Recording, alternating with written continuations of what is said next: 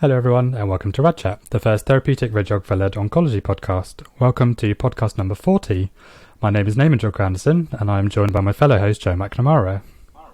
Evening everyone. Can you believe it's 40, Naaman? Yeah, 40! No, 40 is quite a lot. That's pretty impressive. A big thank you to our last guest, Toral Shah, who talks about her experiences of breast cancer and nutrition during cancer treatment. If you haven't had a chance yet, please do go and take a listen. So we're very pleased to introduce our guest for this evening, Dr. Gita Ramdharry, who will be discussing her consultant, allied health professional practice, being a clinical academic, and equality, diversity and inclusion. Hi, Gita. Hello.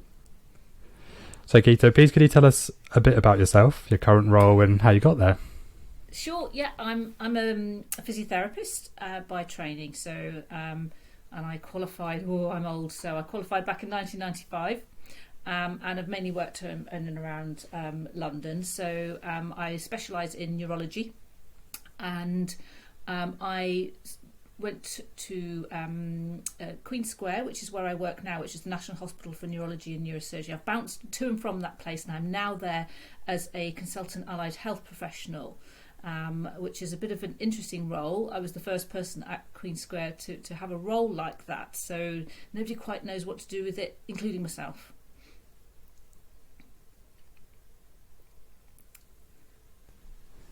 So what does sort of a normal day look like for you, especially being the first person to do it?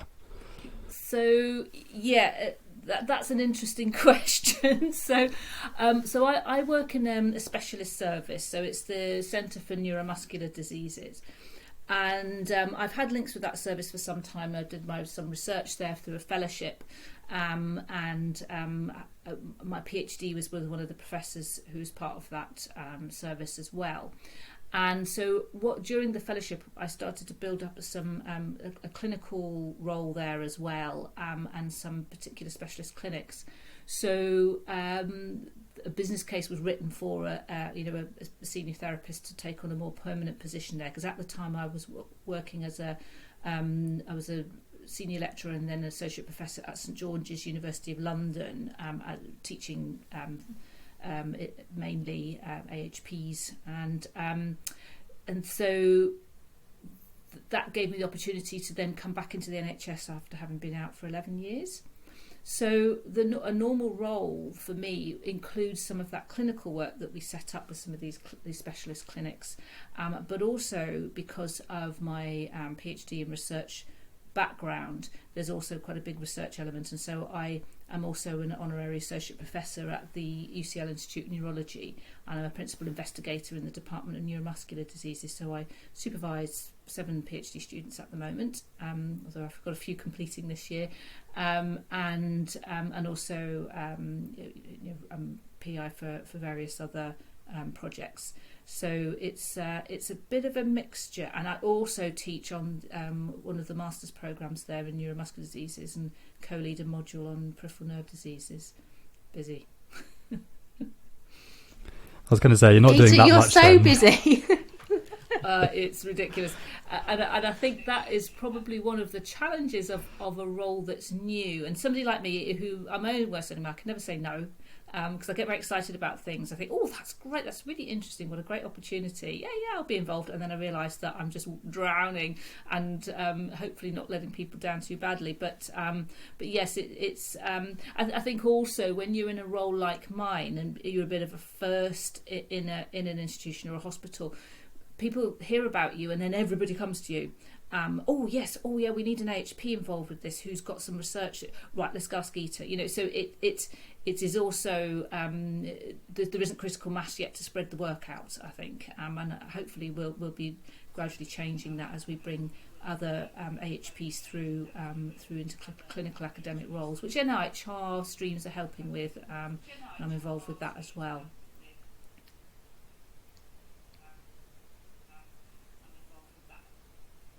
So Gita, have you had to obviously learn lots about all of the allied health professions? That element of your role, have you had to independently kind of go away and make sure you have a true appreciation for what some of the services are, what the healthcare professionals are doing within their own remit and scope of practice? It's been a bit it's a bit of a funny one. The reason that the title is Consultant Allied Health Professional is because they wanted somebody of a certain level, equivalent to a consultant nurse, and the banding associated with that. And interestingly, because nursing is a much bigger profession, that was coming out as a more senior role than a consultant physiotherapist. So it was when it went for job planning that they wanted it to be a level pegging, so it had to have the AHP title. I think that's now changed, because I know that there are consultant physios at our trust who at UCLH who have managed to work round that. So I think it may well have been of the time. I think we've just got a bit smarter at how we negotiate the banding and the job planning for things now. So it wasn't necessarily the remit that I would be, doing a lot of roles that would be other professions, as it were. I mean, one of the things that I do in my clinic is that I follow people up for physical management instead of the neurologists. So I do have a sort of a small caseload of people the neurologists are seeing. They're medically stable. They don't really need follow up, or they're being followed up by a local service. But I catch up with them for the specialist physical management yearly, for example. So that's one of my roles. And so, having worked very closely in the past with particularly occupational therapy, speech and language therapy, orthotics, and dietetics, etc., it's a case that is recognised. Knowing when to recognise referral on is required. So I'm always referring on to my psychology colleagues or my orthotics colleagues, OT, etc. So it's more sort of being the AHP filter, I would say, in that role. But one thing I am very interested in, I'm trying to do, trying to sort of find ways of getting some funding to be able to actually be a more of an AHP lead in the trust for supporting HPs with research, which actually would be a wider remit. So reaching out to podiatry colleagues, radiography colleagues, etc. So I have talked to some of the diagnostic radiographers in our hospital, but I think COVID has then sort of stalled lots of conversations that were happening. So I think there's lots of opportunities there, but I think the tricky thing is it's not an established role at the moment. There's a director of our Centre for Nursing Midwifery and Allied Health Research who's a nurse, and we've talked, and we think it would be very helpful to have an AHP person helping to support people who's reasonably senior as well, because we want to be bringing lots of AHPs through research, through PhD programs, through NIHR fellowships, etc. It's great for our services, it's great for the trust, it's great for our patients to be having bright, innovative, creative people.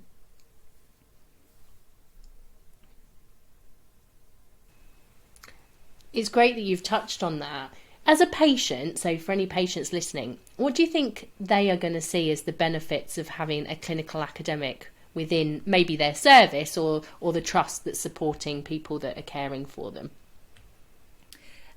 When the sort of research that we're very much about, I think, as AHPs, and it is about a lot of what we do is about the patient's experience, the patient's journey, what interventions are most effective, what assessments or diagnostics are most effective, and being able to have the research knowledge, methods knowledge to be able to go out and test that or find out what people's priorities are, consulting with our patients about what guiding us on what they feel is important.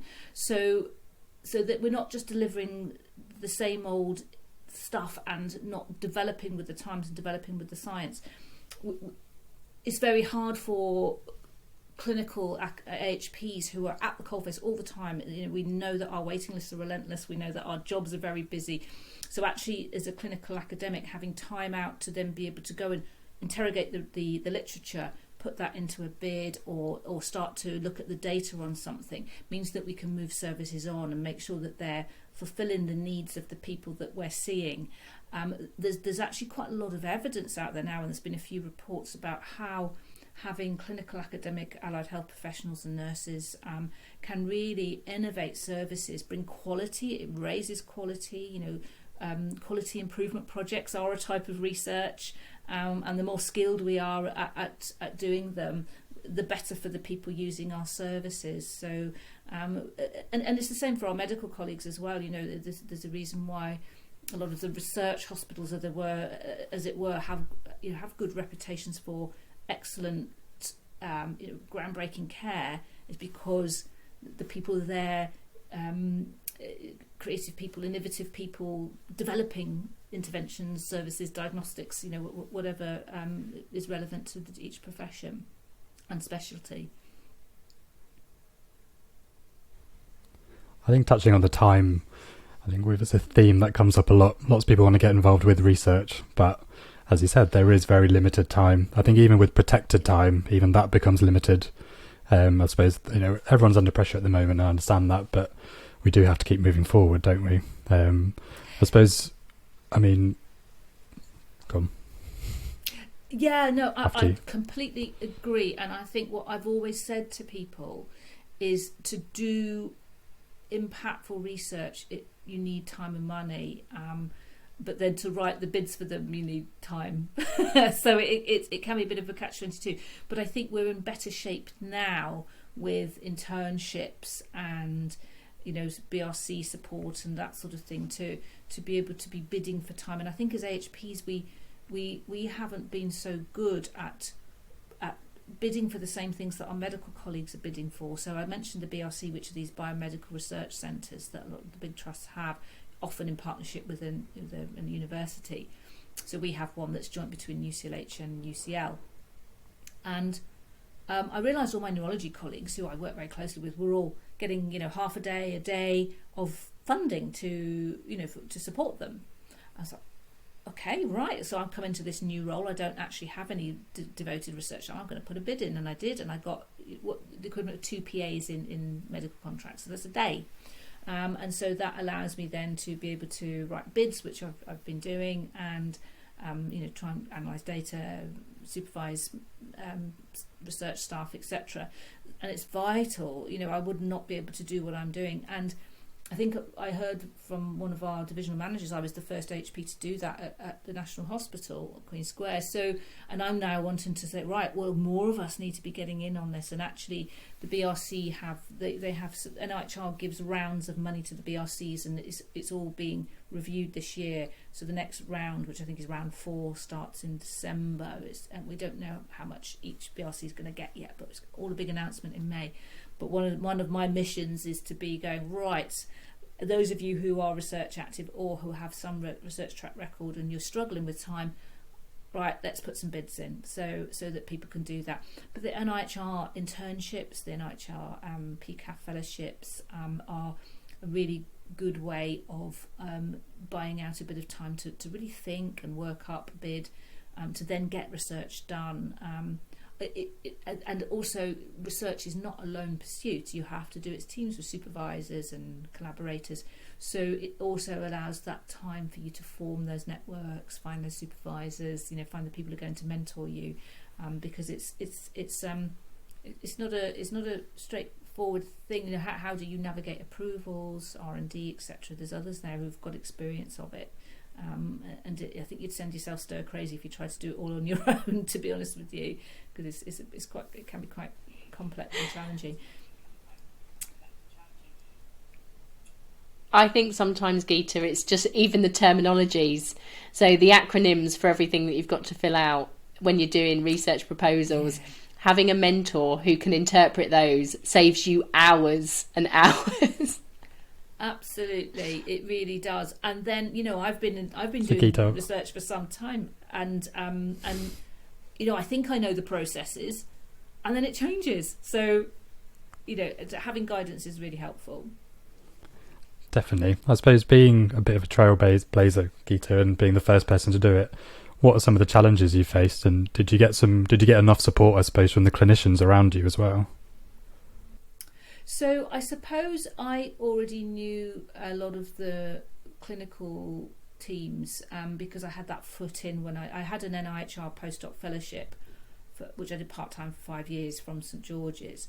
And I already had those relationships, which was very helpful. So I wasn't sort of coming in brand new. And, I'm very lucky that I have neurology leads who are who really have pushed me forward. They wanted this role. They were willing to write it and put the bids in for the business case.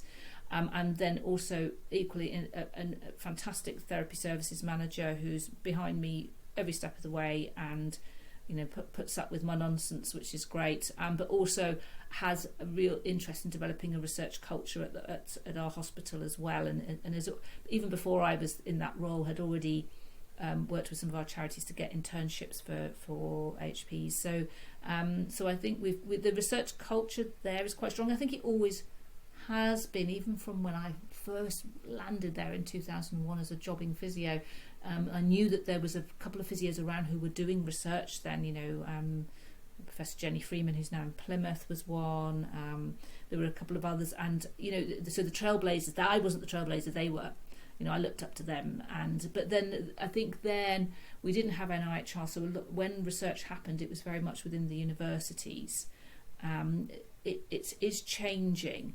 There are not many of us who are senior in these roles, and particularly who have hit the really senior level. So I know of one physiotherapist at Imperial, Professor Caroline Alexander, who is the first person I can think of in London who is NHS employed, a clinical academic, and has now just been made a honorary professor at Imperial. So for me, she's the trailblazer. So I annoy her all the time and go, Caroline, how do we do this? So it's we're both lucky. We're in research intensive institutions with good links to universities. What I hear from others are the challenges is when the research culture isn't there. You're having to convince people, managers, what the benefits are. I was talking about earlier, what are the benefits of having clinical academics in your services. And certainly when I see people who have, even within our service, which has a good research culture, but when people get internships or fellowships, then it is a management headache of how you backfill. And then because these are relatively new pathways, what happens to the person when they complete that fellowship or internship? Particularly with the fellowships, that you're out for a longer period. You might be out for 3 years, 5 years. So what happens to your post? Do you fill it with somebody else? What happens to the person when they come back? So there's all these managerial issues, HR issues to think about. And I think they can sometimes put managers off because it feels quite complicated. I think NIHR is waking up to that now, and they certainly have changed how the funding works for some of the fellowships, in that they will pay for the clinical time, allow backfill, but there's still some hoops that have to be jumped through. But I think one of the big challenges in a big institution like UCLH, and I'm sure some of the other teaching hospitals, is that we are still very small professions. And even though we now are sort of collectively the third professional group, as it were, with Suzanne Rastrick's work bringing us together, which I think is phenomenally important. It gives us more of a voice. But a lot of trusts, the dominant profession doing research is medicine and surgery, but our medical colleagues. So a lot of their internal fellowships, internal structures will be very much geared up for medicine and medical contracts, for example. This is something I've raised in our trust. It's been raised in other trusts. I know King's have been looking at it, and others. So it is an issue in terms of how people are supported, which is why having clinical academic leads in trusts and parts of research centres is important. So you've got people to try and speak up at meetings or get into the meetings and remind the leadership that we are around. We're doing great work.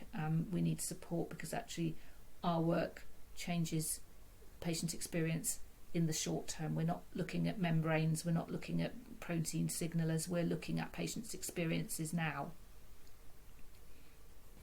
I think it's interesting looking at it kind of where medicine has always dominated, and now, I don't like the term, but there isn't really another term apart from allied health professional, but non-medic is a term that's used a lot for us, isn't it? Yeah. That I know in your blog that you wrote on your website, is it Hard to Buy? Very powerful. Just reading about this being a successful non-medic, or trying to get away from the old cliches. There is still a lot, I think, especially for us as radiographers, we're not quite there yet. There are lots of consultant posts everywhere, but there's still some of the old school mentality that, well, if you have a consultant radiographer, does that mean that they want more money? Does that mean they want more responsibility in taking away from a consultant oncologist, for example? But those barriers, I think, just what you wrote, it really resonated with me. It's something that I've seen in practice, or I think other friends and colleagues have talked about, that they want to be a clinical academic. They love the clinical side. They want to do 2 days a week clinics, but it doesn't always work that way. It depends on the support network around you. Yeah, it really is at the moment. We don't have the pathways there. But there has been that NHS England and HE launched the Ahp Research Strategy, I think 2-3 weeks ago. There was a webinar, Suzanne Drastrick and others, Beverly Harden, they presented it. There's going to be some follow-up workshops, which I would, anybody who's interested in research, I would really recommend getting on, because we're the people at the coalface trying to navigate these things. I'm going to try and get on them if I can, if I'm not in clinic, and I'm going to try and encourage others to do the same, because then we can help to shape it, knowing the challenges that we face every time we're trying to get things off the ground. It does, at the moment, it does feel like we're battling, but I think it's definitely improved. Since I started research, but it was before NIHR was even in existence. When I first started my PhD, I started my PhD in 2004, and NIHR started, I think, in 2006, I think, 2006, something like that. So it was a bit of luck how I managed to get on this PhD, and just being in the right place at the right time, and going for the interview and not really knowing what I was doing. But whereas I think now there are at least some good pipelines there that we can be getting into, and also we have dedicated funding streams as well. The ICA stream is for us nurses, midwives, healthcare scientists and social workers, which is brilliant. At least then we will be interviewed by people who understand our professions, and our work will be reviewed by people who understand our professions, which I think is very helpful. When it's a little bit like it crosses over with EDI slightly here.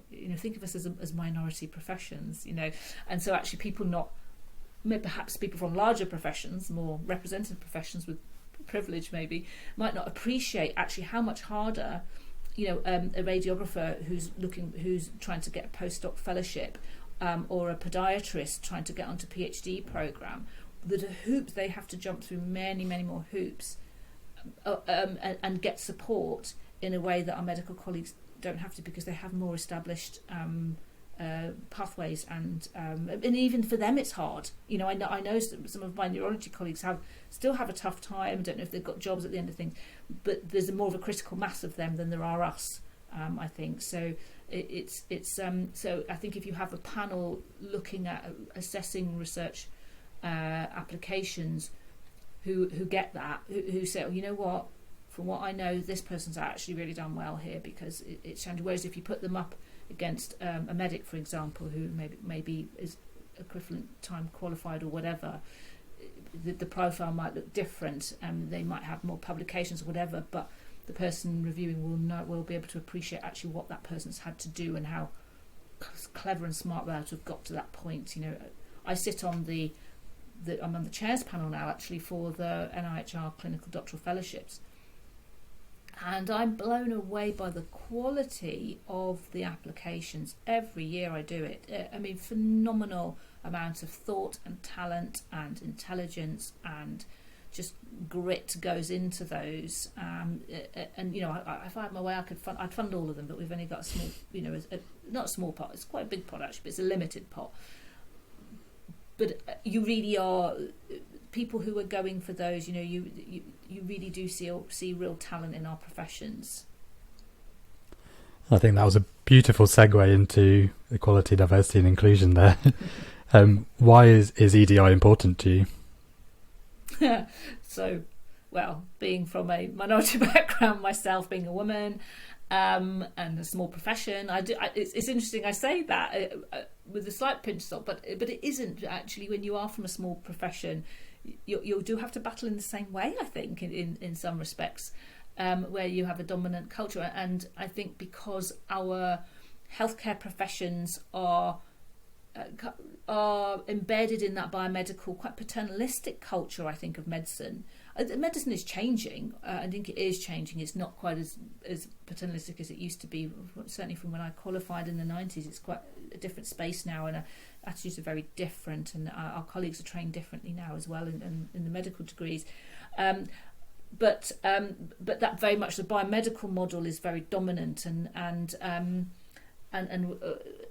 many of us may work in a slightly more biopsychosocial or sort of quite a slightly differently driven model of practice. So it means we don't always necessarily fit the majority culture, I think.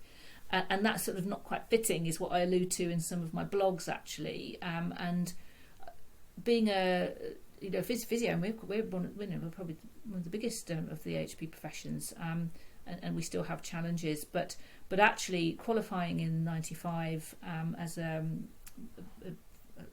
female from an ethnic minority background with a foreign name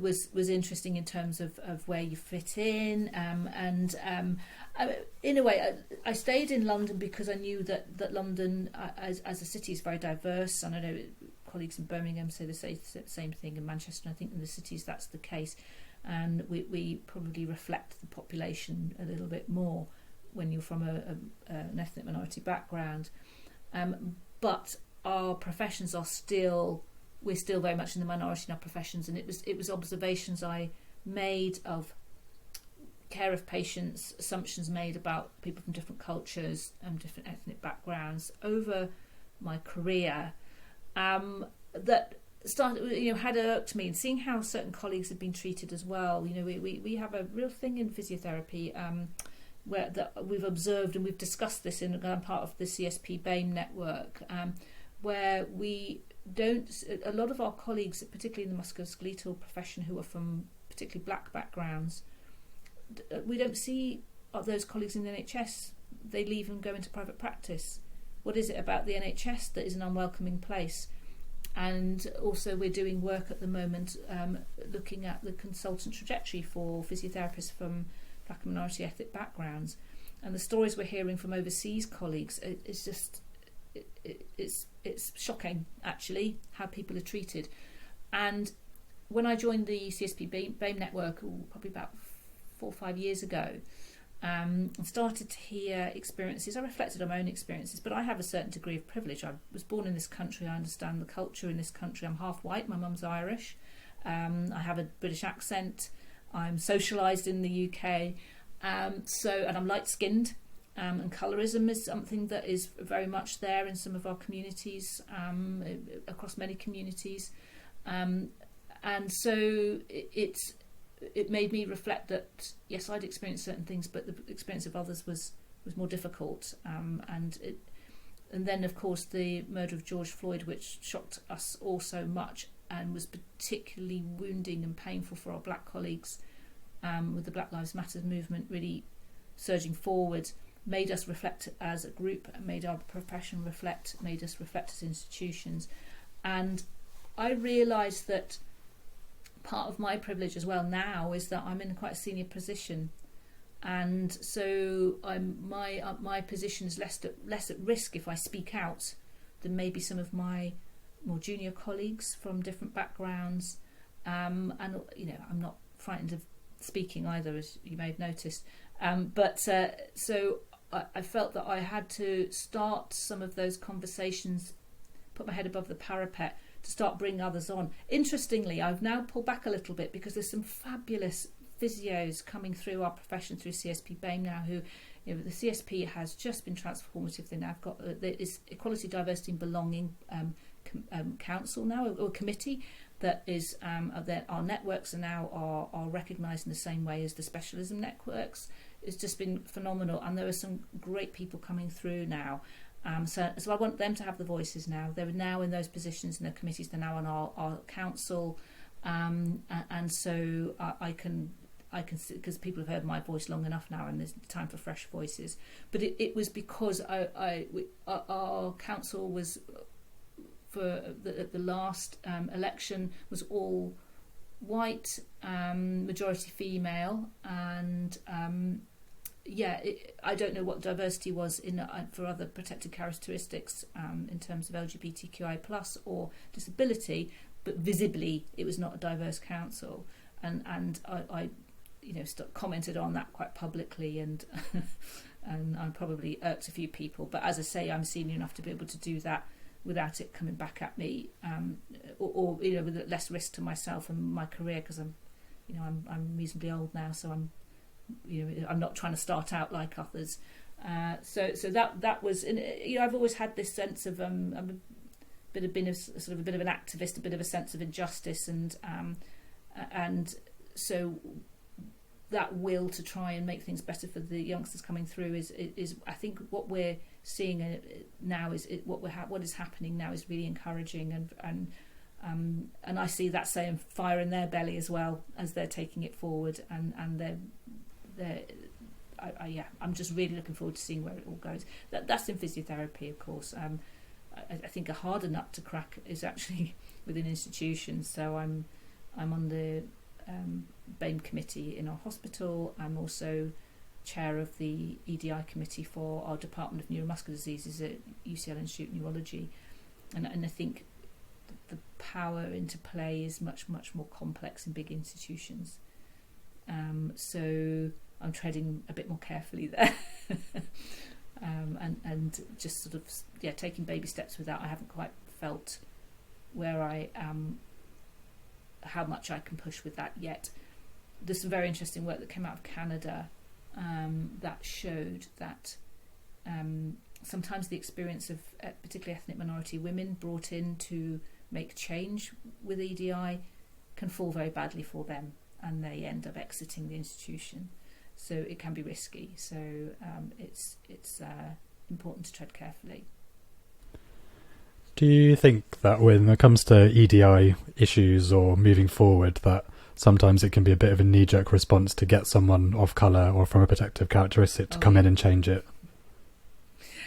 Well, this is what this research showed. I mean, what I could do is I can always send you this really interesting infographic that you could then have available to the listeners, which shows this process. Somebody's brought in, tick, and then they're welcomed with open arms. And then the person points out what's going wrong. People start getting defensive. This person's a troublemaker. Let's see if we can get them out. That's and I've had a slight brush with that, with something quite specific that's happened. I won't say where, but where I suddenly realised that I was becoming very unpopular within a particular meeting, and was actually asked by somebody who I thought was independent of what was going on, wasn't I just being sensitive? It's a very inflammatory word, isn't it?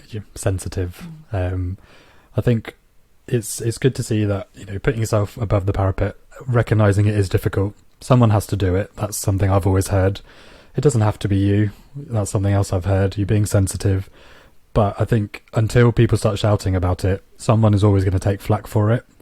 And whatever protector characteristic it is, I think at every level, I know you said you feel braver because you're higher up, but I feel it really shouldn't be that way. I think students that I've come across who say, well, actually, this isn't right, we shouldn't be doing this for a patient, they get berated and say, oh, you're not doing well, you're speaking out. But actually, if it's going to affect patients, same as it is with EDI, it's really important. I mean, how many times have we seen patients from ethnic minorities, they might not want to speak up as much. Let's say their first language is in English, but people don't want to get an interpreter to understand what their problem is. Why? What if you miss something? What's the benefit of hearing that patient out fully first time to then in 2 weeks' time they come into A&E and that's another another symptom to add more resources that are taken up when you could have just spent 5 minutes with them to understand at the beginning. But it's really interesting. I think patient care, that's where EDI, whether it's you see it with your colleagues, it goes into patients, because there's a whole cohort of patients who just get missed. Absolutely, and it all feeds into the same thing, because I think until we have representation in our professions that matches the populations we're serving, then I think the quality of what we are offering our patients from particular backgrounds will always suffer. we're seeing these reports, over and over. Particularly the last few weeks, we've been, from the Race Observatory. There's been, I think there was the article in the Guardian about health inequalities, how we're letting down people from particular minority groups, and until we are more representative. Because I think what I talk about in one of my blogs is that I reflect on a particular incident with a patient, and I realised that it was only my cultural literacy, because of the background I'm from, that understood how inappropriate the situation was, and others wouldn't. And interesting, I was looking back at some of the comments on Twitter when I pinned that tweet where I linked to it, and somebody said, I think I've done that. I think I've done what you've said. I understand now. I didn't have that cultural literacy, and and I think, well, fantastic for you for having that discomfort, to be able to acknowledge and go, I didn't do that well, but I'm going to do better. Because I can look back at times when I think I didn't do that well, I need to do better. It doesn't make me exempt from being insensitive to people who aren't from my background. So, but it's a learning journey, and I think being really honest with yourself, which isn't comfortable, it really isn't. You think, that, but the best thing you can do is to vow you're going to make it different, and you're going to open your mind and make it change. But so I think that there is that, and certainly, in neurorehabilitation, which is an area I'm very interested in, you hear this terrible phrase, rehab potential. This person has no rehab potential, or limited rehab potential, and often it is about people's educational level, or how easy it is for somebody to be able to interact with the dominant culture of that institution and that department and that service. And it's a terrible term, but there's something that we do here, and like you say, it's going to be more effortful if an interpreter is required. So that person is already on the back foot because of the unwillingness to do that, or that being seen as a barrier, which really troubles me. I think there's, and you've touched on the EDI stuff, there's some really interesting research coming through the King's Fund, brilliant literature, especially around health inequalities and kind of racial justice, which I know you're something quite a bit of an advocate for as well. So Tracy Jolliffe wrote an article, I think you've linked it as well, but I'm just going to read out the quote because I think it's really important to hear, especially when you're talking about people at different levels and how they should be trying to stand up for people. So she said, it's now time for leaders at every level to be brave enough to ask themselves whether their practices are making a difference to the lived experiences of those who claim that their work will benefit. I think it's such a powerful quote that I think people really need to hear, because any little change that you make, I mean, this is some of the impact that Joe and I are getting through the podcast, is that one little, one bit of advice you give that a patient's told you that has the impact to help hundreds, thousands more people. I think it's right from being a student or assistant practitioner up to, band 9, CEO, whatever. I think we really need to start doing it. It doesn't matter about your privilege. As you said, accountability mirror, look at yourself. You know your privileges. I've got loads of privilege. I'm here doing a podcast in the evening. Got a roof over my head, which is great. But if I can't see all the things that that my patients go through, how am I going to benefit everyone? Yeah, absolutely. And I think we also have to. There is part of me as well that's quite sensitive to how this comes across to other British colleagues, white British colleagues, white British patients, and it is not about taking away from what is already there.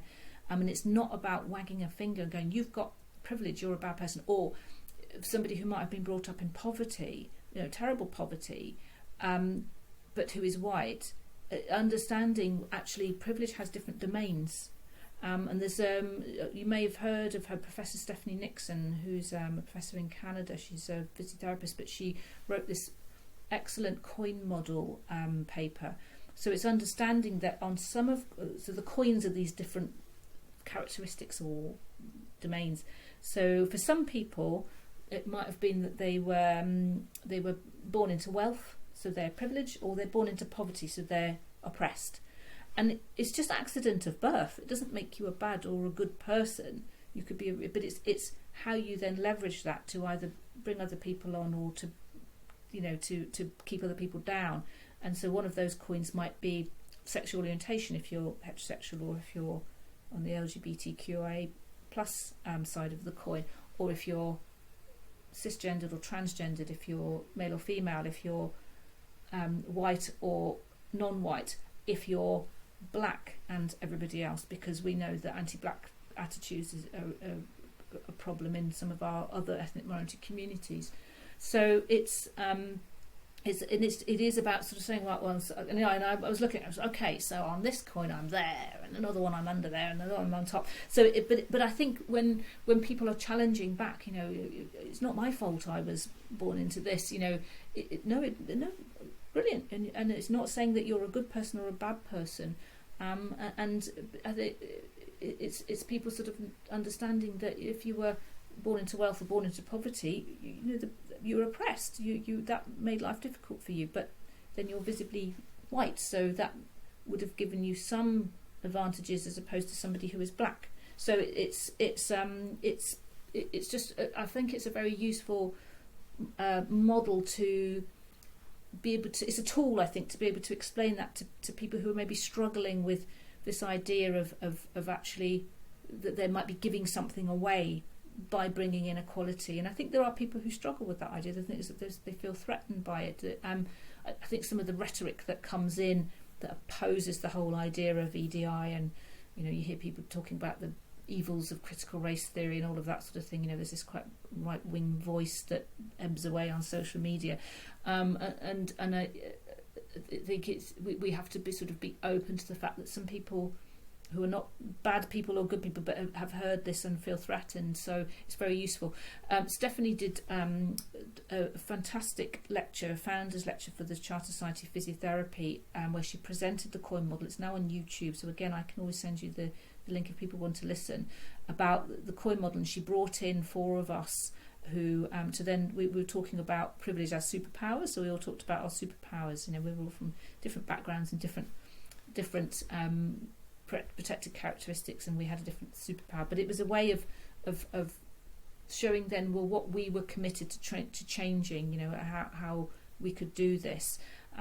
So I can always link that, send you the link if you wanted, and if any of your listeners were interested. Stephanie she just explains it so beautifully, and it's I find it a very helpful tool when I'm talking to people and engaging people in discussions about EDI. And it's also being true to it yourself. I look at my little research team now, my PhD students and who I'm supervising, and I think my little team looks different now. They're more diverse now than they were before. They were a bigger team now, but they were a little before. But very, very conscious about giving people opportunities, but still good people. So actually, how do we work out who has the talent and ability to do their PhD, but who it might not be so apparent because of language, English as a second language, or in some cultures questioning your professor is a no. So so how do you eke that out of people? And I've got some very smart, talented students from other countries and who are doing really great work. I've definitely witnessed that, Gita, supporting students who maybe English isn't their first language, and they're like, "Oh, Jo, I'm really sorry, my academic writing isn't great," and I just go, "You are amazing! Like you speak lots of different languages, and you can write in English, and I understand it, and you're reading all the literature and engaging in research." And it's really sad that the automatic response is, "I'm just not good enough." When actually, from my perspective, I think anyone who speaks any other languages and can write even teaching my son all the different theirs, I don't even understand it.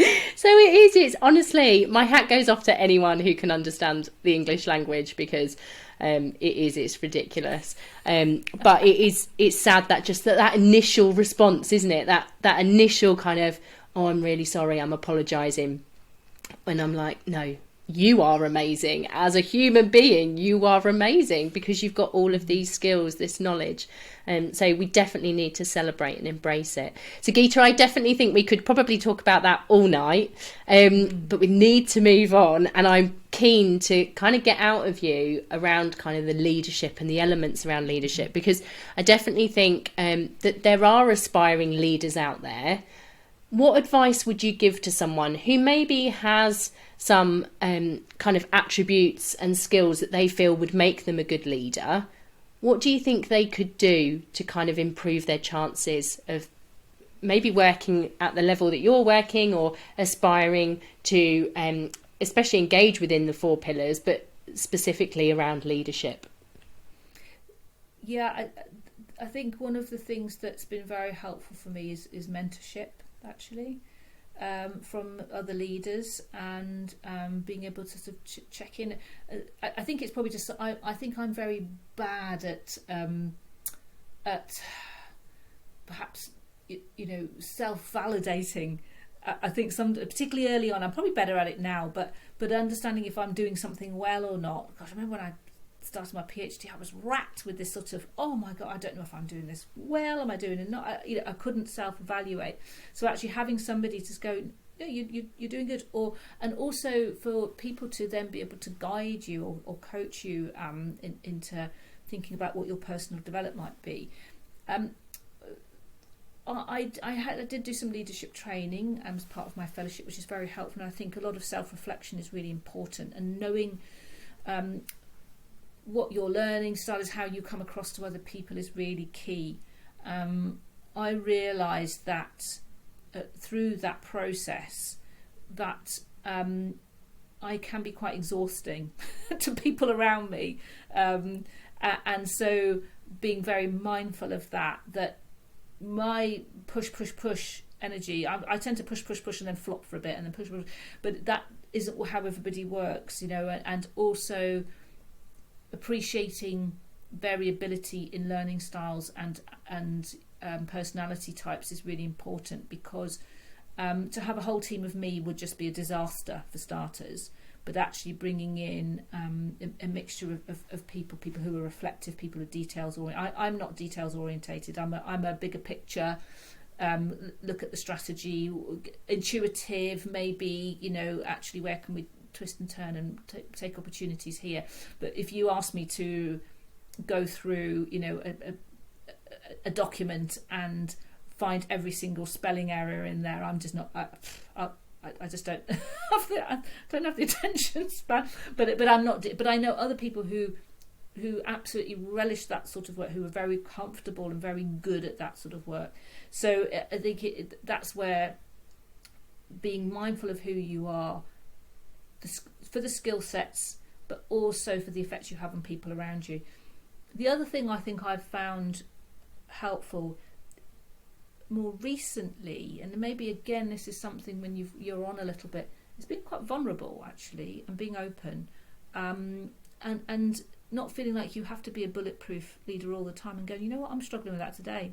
I get what you're saying, and not being, and if you misstep, not being frightened to say, I'm really sorry, I've totally missed that, or I have misinterpreted that, or I've made things difficult for you, and I really apologise. It's okay, because I think if you show humility and your own sense of vulnerability to others, that it becomes a more trusting team. Not so much that they just think you're rubbish. It's not. It's not about that. It is just about going, okay, we're all human.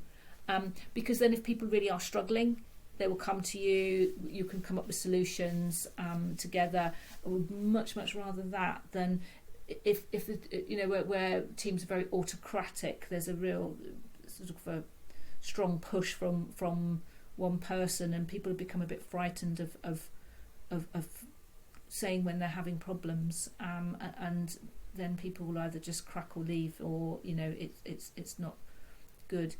So yeah, self-awareness, awareness of people around you, being open and vulnerable, I think, but then being able to and willing to put the emotional work in with somebody if they're struggling, and to be able to do that. But also, I think also the other thing that I do, and I do try and do this, and I've had some of my career successes with this, is to, when there's a problem to crack or something to solve, is doing it as a team. So we knew, for example, we wanted to put a research bid in for an exercise trial, and we were not, I wasn't having much luck, so we got the team together. Right, what would be the perfect design? Come on, Tim, we got flip charts out and bits of sticky paper. We took them all around our gym and we sort of bashed it all out. We brought some papers in and critiqued them, and what didn't work there, what will work here, and we've got it, and we put that in and we got the grant. That was my first grant as a PI.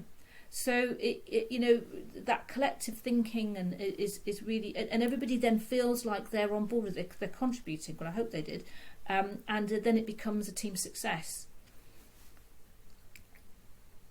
We're doing that more now with our service users and our patients as well, co-production of resources, patient-public involvement with research as well. There's a paper that I'm writing with a colleague, and we've just contacted a patient who I thought would be very interested in this to actually come on and work with us and be a collaborator and a named author on it. So, we should be doing more of that.